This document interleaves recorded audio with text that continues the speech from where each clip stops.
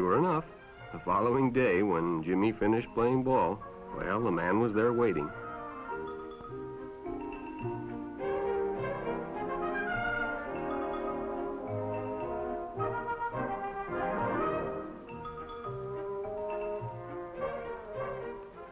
They stopped at a drive-in, and the stranger treated him to a Coke. During their conversation, he told several off-color jokes, but Jimmy had heard others before, and, well, it made him feel big to so easily win the confidence of an older person.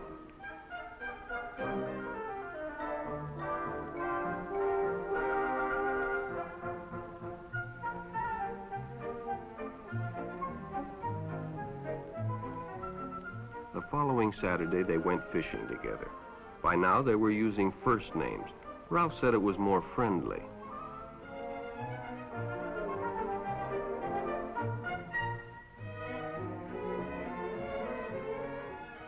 Jimmy hadn't enjoyed himself so much in a long time. Then during lunch, Ralph showed him some pornographic pictures. Jimmy knew he shouldn't be interested, but, well, he was curious.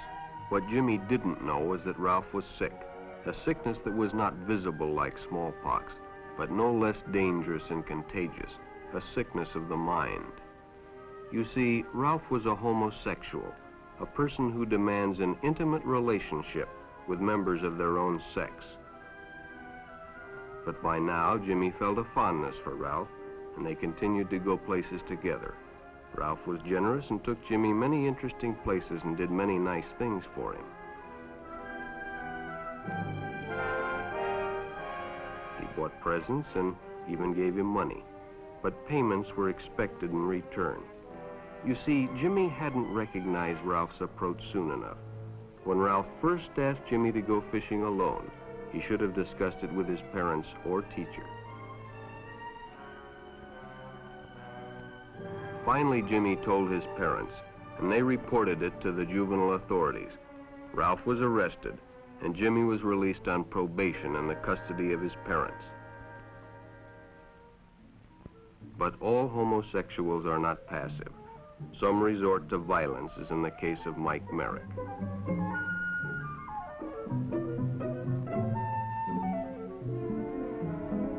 In the heat of competition, no one noticed the man who sat and watched. And when the game broke up and the others left, Mike decided to stay and practice a little longer.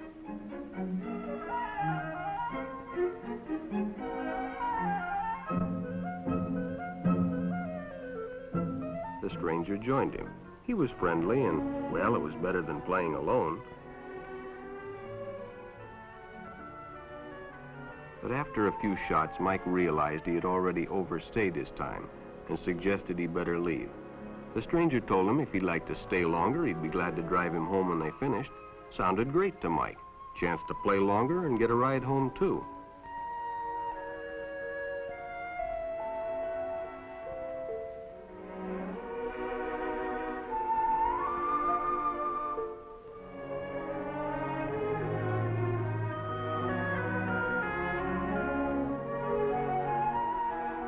When they finished, the stranger told him he'd make a fine player someday if he got lots of practice. The companionship, the praise, the friendly attitude dispelled any misgivings Mike might have had about going with a stranger. He probably never realized until too late that he was riding in the shadow of death. But sometime that evening, Mike Merrick traded his life for a newspaper headline.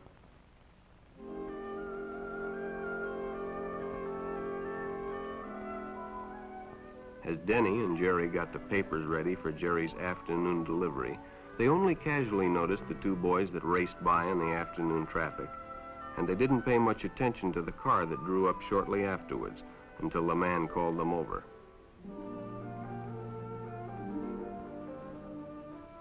Had two boys been by on bicycles? The boys nodded they had. Could they recognize them if they saw them again? Well, Denny guessed he could. Then hop in, the man said. Those are stolen bikes. Without giving it another thought, Denny got in and the car sped away. Jerry watched. He'd been told many times, if a friend got in a car with a stranger, to write down the license number. It didn't seem to apply, but, well, fortunately, he marked it down.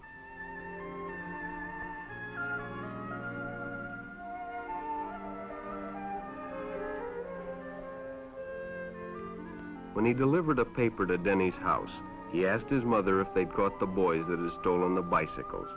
Denny hadn't returned, so he told her the story and gave her the paper with the license number.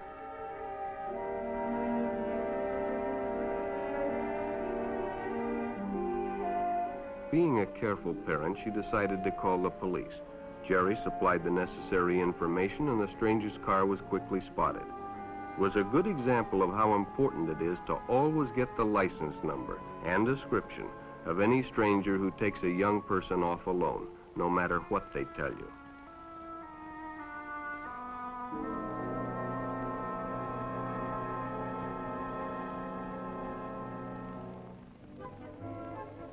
Public restrooms can often be a hangout for the homosexual.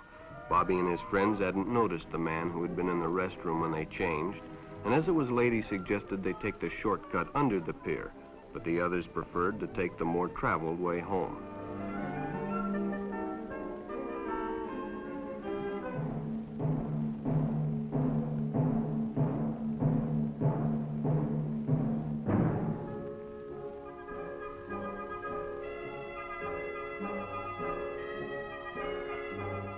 When Bobby recognized the stranger as the man in the restroom, the shortcut under the pier didn't seem like a good idea at all.